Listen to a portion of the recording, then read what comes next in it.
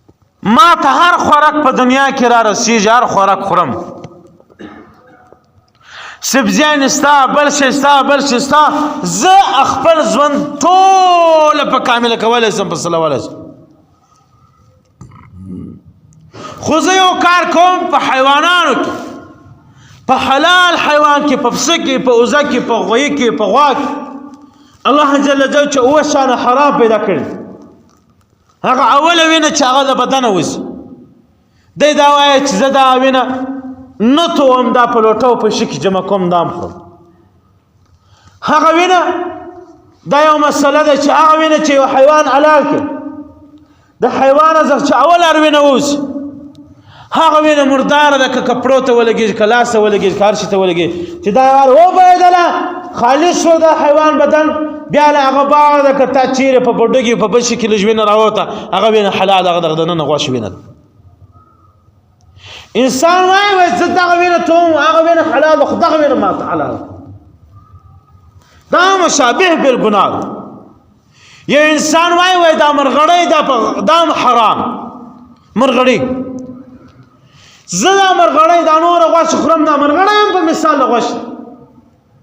هېڅ فرق یې نشته په دغه حلال حیوان کې دی چې ما الله اکبر باندې وایي دا حلال کړی غوښه خورم، خو دا مرغړی به هم وخورم. دا خایې کپورې دا مکروه دی، د ده خوړل بهتره خبره نه ده. انسان وایي زه د بدن نور غوښه خورم حلال، خو دغه غوښه هم نه د حیوان بدن سره چې دا کوم بدن باندې الله اکبر و تکبیر وایي،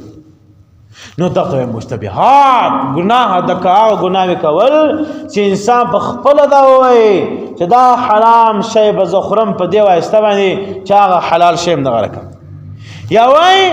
چې زه سست یم، له خپل بدن کې له سستیا راوځي څخه چې زه هغه کار نشم کولی، داسې نه، هغه د ده دپاره تاوان نه، د ضرر شی نه، دی وایي دا ماله ضرر رسي، په خپله په ځان کې په نفس کې وایي دا د نفس دوم قسم دی. قاضي پانیپتي صاحب رحمه الله فرمایي.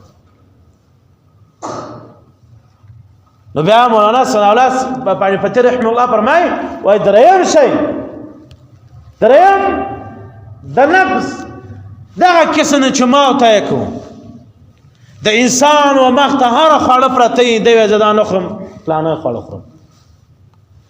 انسان پر ریاکارۍ کې وایي زه په مخ سب کې لمونځ کوم،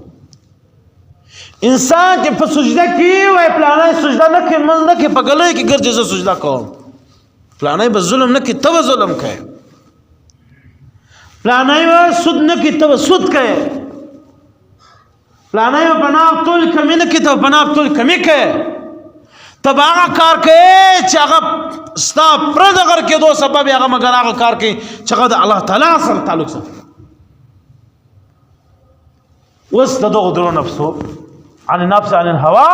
الله وایي هغه انسان کامیاب دی چې خپل نفس له خواهشاتو کنټرول کړي. اوس نفس خو په درې مقامه شوي. امام یعقوب چرخی رحمه الله یا امام یعقوب کرخی رحمه الله هغه وایي نفس زه یو دکاندار وم، ترکاڼ ما به د الماریانې او دا دروازې او کړکینان به ما جوړول. دا لوی غټ شیخ دی، لوی غټ ولی اولاد خدای د رسول غټ ولی اولاد، لوی لوی تصنیفات اوس هم موجوده دي په تاجکستان کې اوس پټ دي. هغه وایي زه اوله ترکاڼ وم، د کم عمر هلک ولم، زما په ذهن کې دا رالو چې زه به دی چم کوم، له دې بعده به روزې نیسم، زه به روزې نیسم چې د خپل نفس کنټرول کړم، نو زما به اصلاح وشي، زما به نمانځله شوق وشي، زما به روزې ته، زما به دین ته، زما به له سود لاس راوګرځېږي، زما به له ظلم لاس راوګرځېږي، زما به عفو زړه غواړي چې زه له معافي کوم، ما به دا کار خوند راکړي، مله به دا کار خوند راکړي. وایي اومه که اتمه روزه وله زه د امام بهاءالدین شیخ ملت امام ابو بهاءالدین رحمه الله تعالی عنه، دا د امام کرخی رحمه الله غټ استاد دی، دا بیا لوی ولی اولاد خدای د دوست غټ ولی اولاد. ویل زه د دغه محفل او مجلس ته ورغلم، ده مېلمانه کړي وو، دسترخوان یې اوار کړي، غوښې راواخېستې، غوښې یې کښېږدي چې غوښې یې کښېږدلې، وزه دې سیټ ته ناست ول را مخته سه هلکه ډوډۍ وخوره ول نه شیخ زه نه در مخته کېږم زه خپل مړۍ خورم ما روزه نیوله امام بهاءالدین رحمه الله ورته وایي دی وایي امام بهاءالدین رحمه الله ما ته ویلې ور هر هغه عبادت چې انسان پکې مشغول دی کوي مگر د ریاکاري دغه درېیمه درجه په ده کې پکې شي له دغه څخه بهتره دا ده چې دا انسان نامقص په سرخا باندې خپل غوښې وخوري خپل رزق واخلي نو زه مراد یې دا وي چې تا روزې نیولې کله کور په ځان خبر دی بازار په ځان خبر دی نفس ختموم نو امام یعقوب رحمه الله فرمایي و باس بیا ځاته ما بس کې روزې ما ورته ویلې چې یا شیخ زه به د خپل ځان اصلاح څنګه کوم زه به خپل نفس څنګه کنټرول بیا لویه غټه تفصیلا واقعه ده بهرحال اوس نفس به څنګه کنټرول الله وایي واما من خاف مقام ربه ونهى النفس عن الهوى هر هغه څوک چې هغه زما و مخته درېدلو د حساب د راکولو څخه بیریږي دا خلک کامیاب دي دا هغه خلک دي چې خپل نفس یې کنټرول کړي اوس نفس د کنټرولولو الله جل جلاله په معاشره کې په دنیا کې په ژوند په زندگی کې جنا یو علماء کرام یو لوی اولیاء کرام یو لوی پیران پیدا کړي چې موږ تاسو نه خبره له دغه شو سره تعلق نه سره ځان لري لري زنځکو خالي وینو لا سرمچ کو بازار کم سلام ورسره کو شسر مسله لیر خلاص دا خپل ځان اصلاح نکو خپل ځان له دغه درو قید له دغه درو زنجیرانو ځان نخلاص نو تر ټولو انسان اول به انسان دا سوچ کوي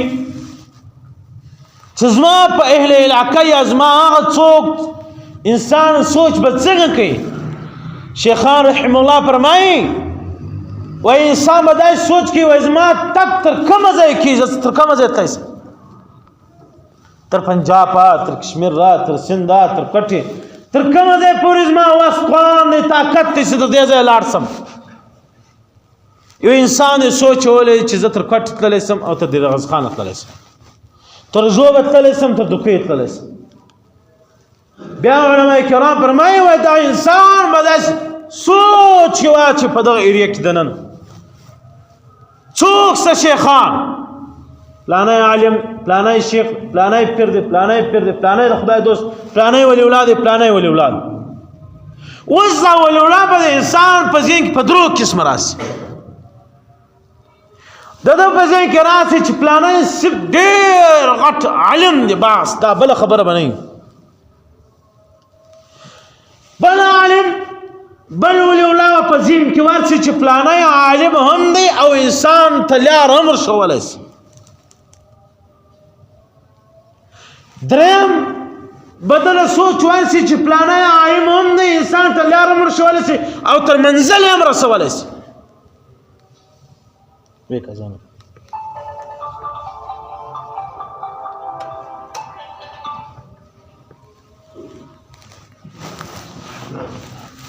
الله اکبر الله اکبر الله اکبر الله اکبر اشهد ان لا اله الا الله اشهد ان لا اله الا الله اشهد ان محمد رسول الله اشهد ان محمد رسول الله حي على الصلاه حي على الصلاة حي على الفلاح حي على الفلاح الله أكبر الله أكبر لا إله إلا الله لا إله إلا الله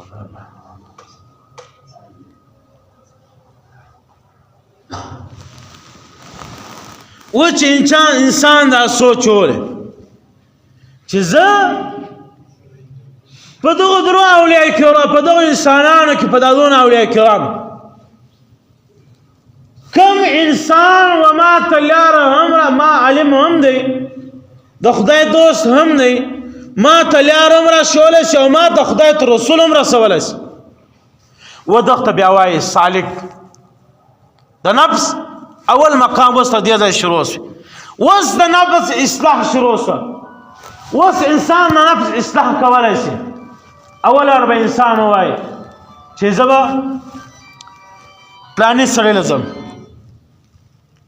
اول چې انسان پلانې عالم هغه عالم به دا انسان پزره کې دومره محبت منه محبت دا نفرتونو دا شام به ټول اور ختمه اصلاح ورکړي دوم بیا به تر الرسول پنافذ رسول تر نبی علیه الصلاۃ والسلام به رسول بیا به تر پنافذ رسول بعد بیا به تر پنافذ الله حس تر بقا بالله تر الله به رسول اوس مجمع معاشره ټول تر جاهلیت ډکه ده بی علم انسان د سنت خلاف انسان یو فاسق یو گناهګار انسان هغه د ځان پیر او د ځان هغه بولي موږ د خپل کړی لاره معلومه د دغه شی د پاره د نفس د اصلاح کول د پاره اول شرط دا دی چې دا به عالم بغیر علم نصرات کړي دوم شرط دا دی چې د تعلق به صرف د خدای او د رسول د دین نه علاوه بل یو تعلق په چا سره نه کله تاسو شناخ کولم صرف په دې خاطر د دین په خاطر کله د سلام دا به نه د ازما قوم نه یا د ازما د کلی دی یا ازما د ملت یا ازما د خاندان دغه وای په ناپی شیخ دغه وای عالم مسلمانانو ولولای کی مجد حالات زید رشم نن سبا پنا لوی غټ شیخ د خدای دوست زما ته سوګ تیریش دوه کسان یو معنا د مولا عبد الجان صاحب مدرسه کې یو شیخ دی شیخ عزیز الرحمن صاحب دی نوښ سیف الرحمن شیخ سیف الرحمن صاحب نوښ دوم مولا محب الله صاحب دی د ازمشتات نزدې د بیت وکي ځان تر الله ورسوي هغه ورسوي لوګ دو دروغ ټکوناو ورا ګرځي چې الله وایي کدا چا انسانو استا کړي هغه ما مخ ته نشي ردل الله څه وایي فاما من خاف مقام ربي ونهى النفس عن الهوى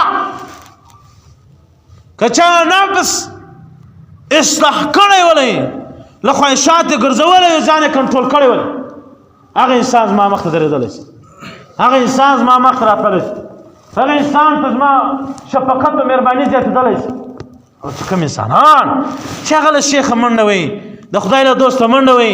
یو فاسق یو ګناګار ست الله سپور مچي نست په اسلام شرط دا دی مسلمانانو ورو په جن ځان خبر کړي د خدای پر رسول په احکاماتو ځان خبر کړي پھر د خدای دوست دا بغیر علم نصرت لای بغیر علم نصرت لای سیدی درواغزن نی فاسقان دي ګناهګاران دي مسلمانانو ورو په قرآن ثابت تا په حدیث ثابت تا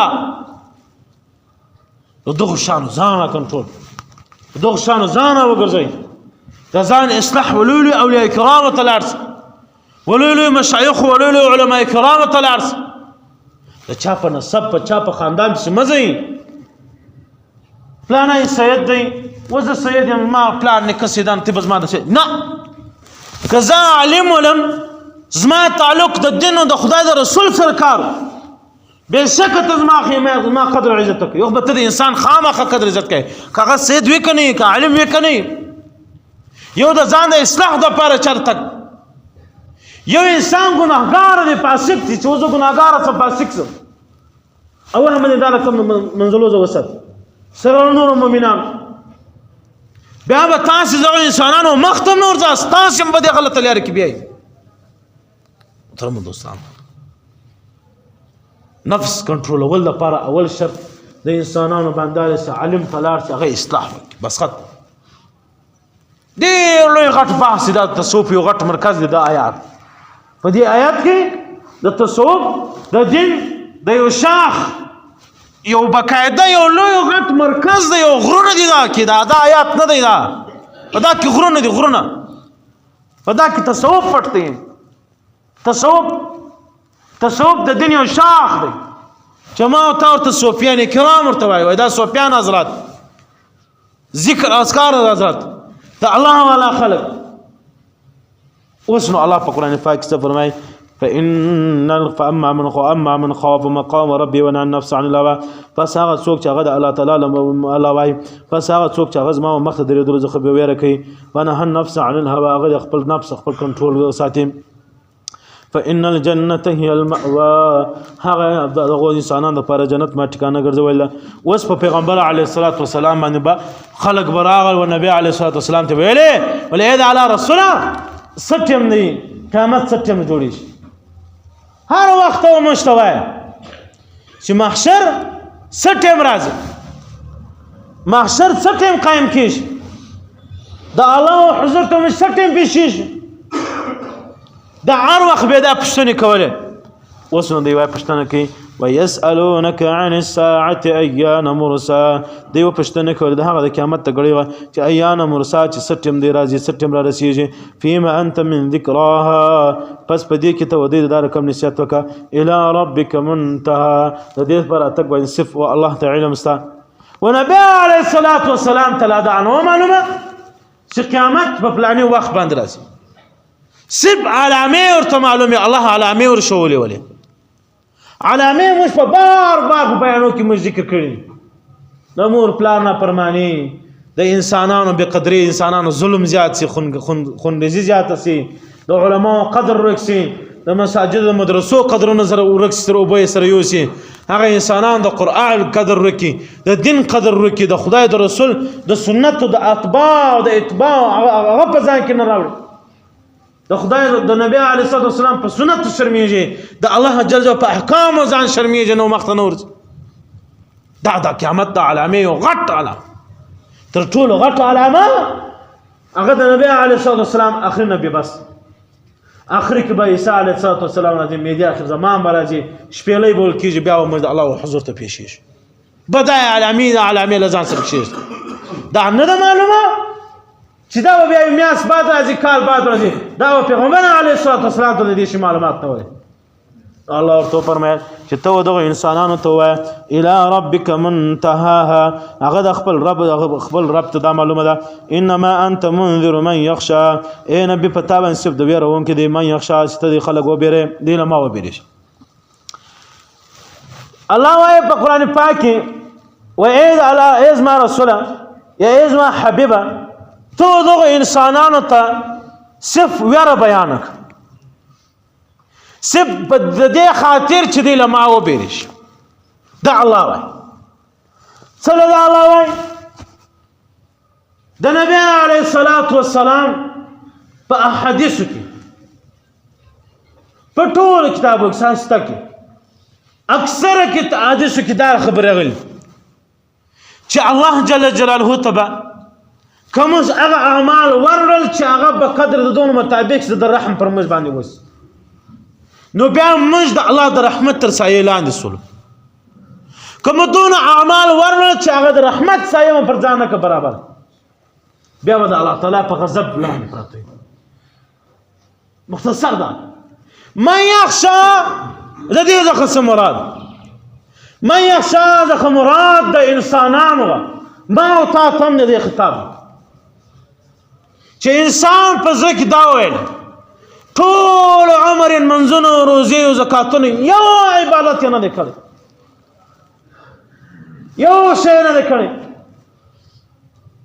صرف یو ورځ دا رقم وخت رالی چې د الله ویره په زړه کې پیدا سو، یا الله زه به تاله در پیښېږم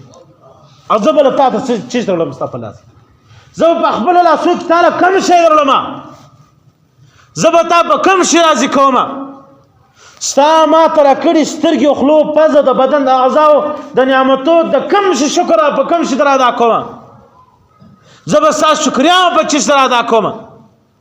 چې انسان نه، انسان عاجز، انسان چې عاجز شي په یو کونج کې خدای ته کښېني یا الله یا الله زه ستا د کوم شي شکر ادا کړم ستا د کوم نعمت شکر به تا ادا کړم ته په کوم شي راضي کېږې او تا در پیش کړم ای خدایا عاجز یم یو شی نه لرم بس خالي و تا د مې لاس پورته کړی تا له په زړه یم یک تنها و تا ته ناست بس من یخشا به دا کامیاب است الله وایي چې له ما وبېرېدې الله وایي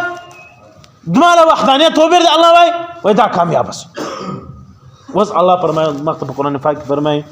انما انت منذر من یخشا ای نبي ته چې ته خالي ویرونکی من یخشا باید چې دوی له ما وبېرېږي كأنهم یوم یرونها لم یلبثوا الا عشیة او ضحاها و دغو انسانانو ته ووایه چې دوی به ته په شروع کې وآثر الحیات الدنیا د دنیا ژوند ترجیح ورکول طاغین واما من طغى وآثر الحیات الدنیا هغه سرکشه خلک څوک چې دنیا ژوند ترجیح ورکول هغه خلک او دغه خلک دا وچ بیان شو کوم خلک چې وسله تعال وکړي چې قیامت به څه دغه دوه انسانانو ته ووایه دغه دوه خلکو ته ووایه كأنهم يوم يرونها لم يلبثوا إلا عشية أو ضحاها تاسو به ورځ محشر چې ته یې زله راټول شئ تاسو به یو بل ته غږېږي یاره موږ خو یوه شپه هم نه کړه تېره ابل وایي یا خالي یوه ورځ مو تېر کړه شپه نه وه ورځ د کښېنۍ ورځ ابل به وایي ورځ هم نه وه خالي دوې درې ګنټې ابل به وایي ګنټه هم نه وه منټو تاسې غلط وایاست او دغو انسانانو به عمرونه تېر کړي اویا اتیا کال نوي کال عمر به تر الله وایي تاسې و بیا دا رقم خبرې کواست كأنهم گویا کې تاسې په هغه ورځ باندې یوم یرونها چې تاسې وویناست ورځ د محشر تاسې به وایاست لم یلبثوا موږ نه ده تېر کړی دنیا په ژوند کې عمر الا مګر عشیة ورځ او ضحاها شپه او ورځ یا مو شپه څوک وایي یا خالي مو یوه شپه تېره کړه بېرته راغله څوک وایي یا خالي ورځ مو تېره کړه بېرته راغله دا د الله جل جلاله هغه دوه ګناهګارو ته په دې تفسیر کې دا خبرې کړې وې محترمو دوستان په نفس کې ډېر سره وژغېدل د نفس د ترتیب د حالات مطابق سره وژغېدل محترمو دوستان الله جل جلاله انسان چې پیدا کړی دی انسان په مثال له هغه میاد پسه دی یا د وزې دی چې له میازه ورک سي هر انسان دغه رقم بیا چې دغه حیوان چې خپل میا ته ګډ سي خپل رمې ته ګډ سي بیا ډېر خوشحاله بیا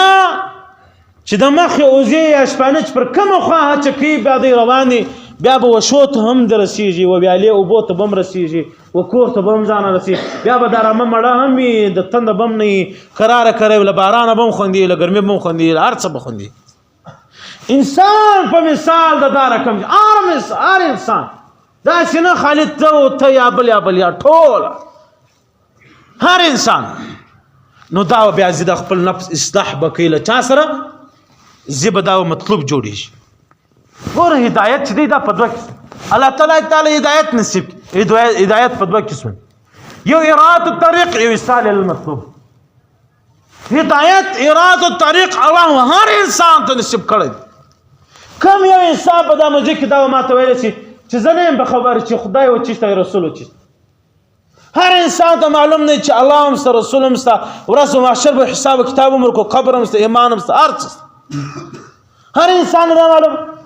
یو انسان ته دا نه معلومه چې موږ الله بېله عبادت په دنیا کې د غیب د دنیا د بل شي دپاره پیدا کړو هر انسان ته معلومه چې الله موږ د عبادت دپاره پیدا کړو دې شي ته وایي اراده طریق مثال دا راکړه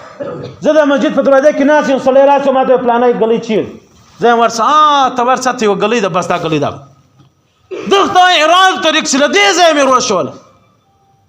دین په مثال دا رقم نه چې ستاسو لږ زده دی دا مسجد دی دا لمونځ دی دا روزه ده دا ظلم دی دا قهر دی دا غضب دی دا رحمت دی دا فقر دی دا فاقه ده دا هر شی انسان د دغه مثال دا رقم نه که انسان چې په ګوتو راشي یو راځي ایصال الی المطلوب چې انسان له ماله کې چې پلانې ګلۍ چې زه تر لاس ونیسم راځه خاص د ګلۍ په دروازه کې لکم هغه دا ګلۍ څه کوم ګلۍ له تمعال کولی ایصال الی المطلوب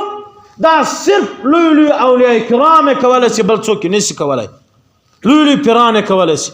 لوی لوی د خدای دوستان کولای شي. لاړ شي بیعت وکړي، وظیفې واخلي، د نفس اصلاح وکړي، تر رسول به مو ورسي، تر خدای به مو ورسي. هر انسان ته معلوم دی دین ستا، قرآن ستا، مسجد ستا، دغه ستا. دغه مثال ما ته ویل دا دار کې ایراد طریق دی خالي وروشول. ووزې ته معلومه ده چې زما رما زه په کومه رما کې زه ورځم هغه دغه لار و داسې شپانه و داسې څوک نسه تر سټ تر وزغونه ونیسي چې کش خاص په رمه کې ورلکې او زه خوشحاله شي. بس زه او مسلمانانو د ځان اصلاح وکړي، بیعت وکړي، ذکر اذکار واخلي، الله به وپېژنئ، د خدای رسول به وپېژنئ، له دینه به خوند واخلئ. چې یو وارې په زړه کې د الله نوم واخلئ، تاسې به درته ښکاره کېږي. امام ضیاء المشایخ رحم الله فرمایي وایي یو وارې په مینه په محبت ته په زړه کې الله ویلې ول د دنیا تر هر نعمت بهتره نعمت چې زړه ژوندی. محترمو دوستانو، الله جل جلاله موږ ټول ته هدایت ته صراط مستقیم نصیب کړي، ایصال المطلوب نصیب کړي. دعا وغواړئ. امین. الحمدلله رب العالمین والصلاة والسلام على أشرف الأنبياء والمرسلين. اللهم صل على محمد وعلى آل محمد كما صليت على إبراهيم وعلى آل إبراهيم إنك حميد مجيد.